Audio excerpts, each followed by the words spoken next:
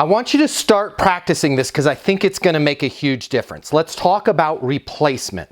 Replacement is the art of any time a negative thought comes into your mind, instantaneously upon inception of that negative thought, replacing it with a positive one. Now, this is going to take a lot of effort in the beginning, kind of like lifting weights for your mind. But when you can consciously start replacing negative thoughts with positive ones, your mind is going to get stronger. Your mindset's going to get stronger. It's going to teach your brain to be more constructive. Let me give you an example.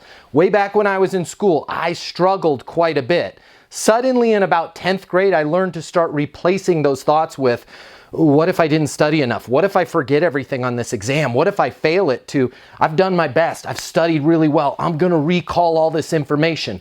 Suddenly, my grades went through the roof. I became a 4.0 student. It's no different with sales. You start thinking, what if they don't buy this? What if they don't like my project? What if this presentation goes wrong? What if it goes terrible? Start replacing those negative thoughts as soon as they enter their mind. We're going to have a great presentation. I'm going to be able to handle anything that comes my way. They're going to buy no matter what they're saying.